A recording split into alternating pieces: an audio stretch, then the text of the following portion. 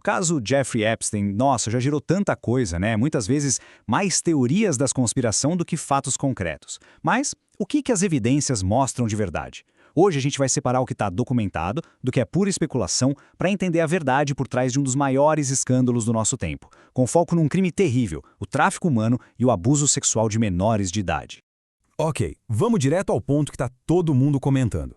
A tal da lista Epstein. Com a divulgação recente de documentos, a internet simplesmente explodiu com a ideia de que essa é uma lista de culpados, de clientes, mas a realidade é um pouquinho mais complexa que isso.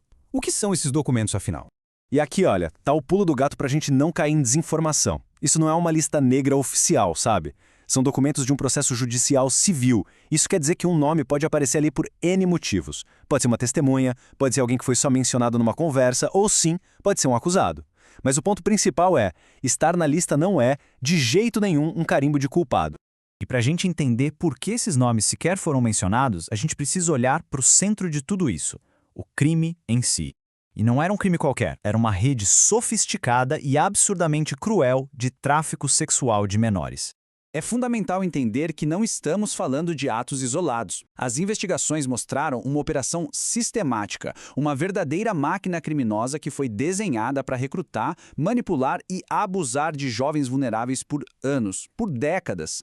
E no comando dessa operação, a gente tinha duas figuras centrais. De um lado, Jeffrey Epstein, o financista, o cara que usava o dinheiro e o poder para criar toda essa estrutura do mal. Do outro, Ghislaine Maxwell, a socialite que agia como a principal recrutadora, a pessoa que efetivamente trazia as vítimas para dentro desse mundo de horror. E o que é mais assustador é que existia um método, sabe, um passo a passo que se repetia. A Maxwell encontrava as garotas, atraía elas com promessas de uma vida melhor e as entregava para o círculo do Epstein. O abuso quase sempre começava com o pretexto de uma massagem que rapidinho se transformava em exploração sexual sistemática e contínua.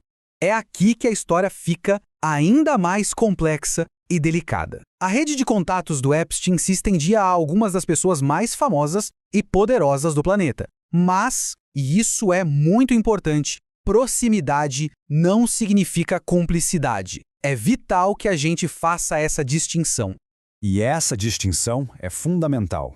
Antes de citar qualquer nome, é preciso ter isso muito claro. Muitos eram apenas passageiros no avião dele, conhecidos de festas ou testemunhas que nunca foram acusadas de participar dos crimes. Nesse caso, a nuance é tudo.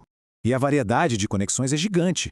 De um lado, a gente tem o príncipe Andrew, que foi acusado diretamente de abuso por uma vítima, o que resultou num acordo milionário. Do outro, figuras como Bill Clinton e Donald Trump, que tinham laços sociais com ele, mas não têm acusações diretas de envolvimento no tráfico nesses documentos. E tem até o cientista Stephen Hawking, que foi a uma conferência na ilha. Cada nome carrega um contexto completamente diferente. Agora a gente chega na parte da história onde a realidade e a especulação mais maluca se encontram. A ilha particular do Epstein, Little St. James, se tornou o epicentro de inúmeras teorias da conspiração. Uma das teorias mais difundidas na internet fala sobre rituais satânicos, sacrifícios humanos, coisas que aconteciam na ilha, especialmente numa construção que parecia um templo. É uma alegação e tanto, né? Chocante. Mas a pergunta que importa é, existe alguma evidência que apoie isso? O que o FBI e as outras autoridades encontraram de verdade quando investigaram a ilha? E aqui a realidade documentada é muito, mas muito diferente da ficção online. O tal templo, testemunhas e funcionárias descreveram como sendo uma sala de música ou uma academia. Sacrifícios humanos? Não existe uma única prova forense ou um testemunho validado pela justiça sobre isso. O verdadeiro ritual na ilha não era nada místico. Era o método criminoso e repetitivo de abuso sexual que, infelizmente, era bem real. Então, depois de tudo isso, qual foi o resultado aos olhos da lei? Vamos analisar as consequências nos tribunais que definiram o legado desse caso? Essa linha do tempo mostra que foi um caminho longo e bem complicado para se chegar a alguma responsabilização. Começou com aquele acordo super polêmico de 2008, depois a nova prisão em 2019 e, finalmente, a condenação da principal cúmplice dele. A justiça, mesmo que tardia e imperfeita, começou a se mover. E essa longa jornada judicial levou a uma consequência bem concreta e pesada: 20 anos. Essa é a sentença que Ghislaine Maxwell, a cúmplice principal, está cumprindo agora pelo seu papel central em toda essa rede de tráfico. O caso criminal contra o Epstein acabou com a morte dele. A principal cúmplice está na cadeia. Mas com tantos outros que talvez tenham facilitado e que nunca vão ser responsabilizados, e com a dor que as sobreviventes vão carregar para sempre, fica a pergunta no ar: a justiça foi realmente feita? Fica aí uma reflexão sobre o que a verdadeira reparação realmente significa.